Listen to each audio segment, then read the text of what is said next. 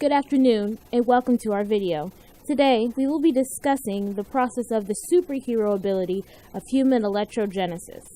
This is basically a person becoming a human battery.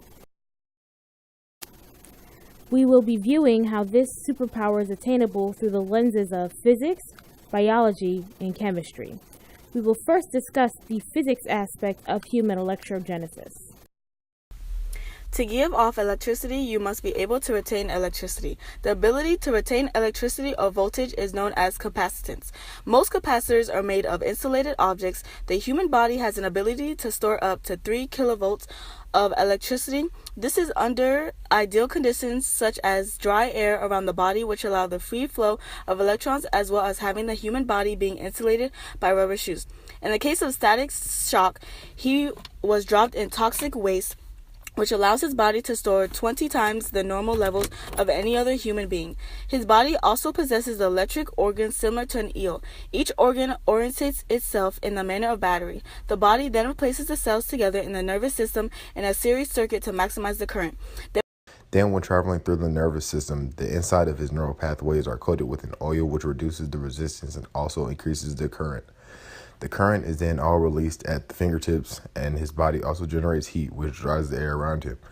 Thus, when exiting the fingers, the electricity sets off a chain reaction, creating a lightning strike, which hits the nearest person. The next area we will discuss is biology. As previously stated, we are going to reference the electric eel as a way to successfully obtain human electrogenesis. The electric eel is the only animal in the animal kingdom that has the ability to both use electric fields to sense their surroundings and to immobilize their prey. Now, within eels is this organ called an electric organ, and it contains thousands of tiny cells called electrocytes. These electrocytes have the ability to produce a current of about 150 millivolts, which, mind you, isn't barely anything, but when grouped with thousands of these cells, this can create a very large electric potential. Now, as for how these cells work, they work like every other process of living organisms, through a gradient. So when the eel needs electricity, the electrocytes will do this by using chemical energy in the form of ATP to power electrogenetic pumps, most commonly the sodium-potassium ATPase, sodium-potassium transporter pumps, and they will create a gradient within the electric organ to produce electricity. Once the gradient has built up over thousands of cells, the electric potential has skyrocketed, and this leads to a very large electric discharge. While this may work out perfectly for the electric eel, how might a human go about doing this? Firstly, a human has to acquire an organ that has a high enough electric potential to discharge a high enough voltage, enough to actually give a noticeable shock to someone. One way that we could do this is by using the one organ within our body that produces electricity to its highest potential, the medulla oblongata. The medulla oblongata is the part of our brain that produces electrical impulses to our hearts that allows it to beat. The medulla can either speed up or slow down the pace of our hearts based on the outward stimuli experienced by the individual. Example, fight or flight response. However, the electrical impulses from the medulla alone is not enough to produce a sizable enough voltage to shock anyone. We would need some sort of amplifier organ to enhance the electric potential from the medulla, and that's where the electric organ comes into play. The electric organ would utilize the electric impulses from the medulla in addition to its own electric potential and act as some sort of megaphone for the electric impulses.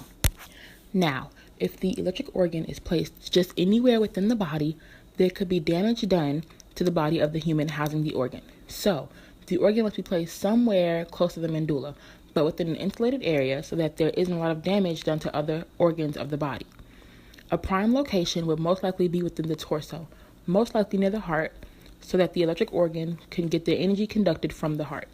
The individual also carrying this power would also have to contain a high amount of bodily insulation so that they don't inadvertently shock themselves along with shocking others. In other words, they would have to be morbidly obese. But that's just the biochemical aspect of electrogenesis.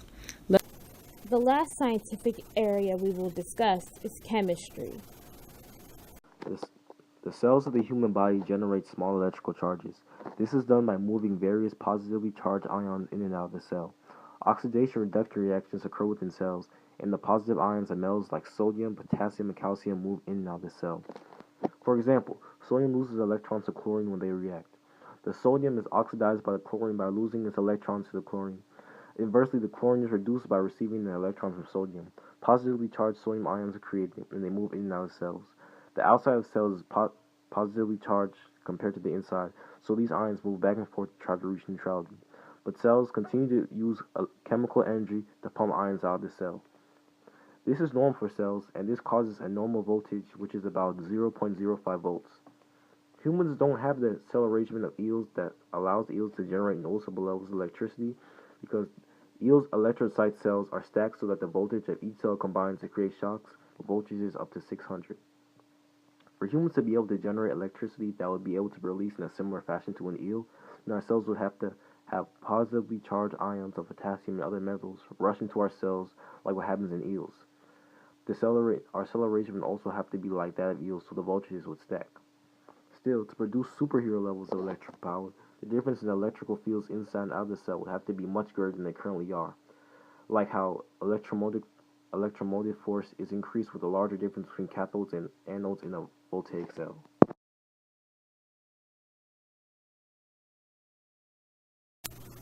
Thank you for watching our presentation, and please have a great day.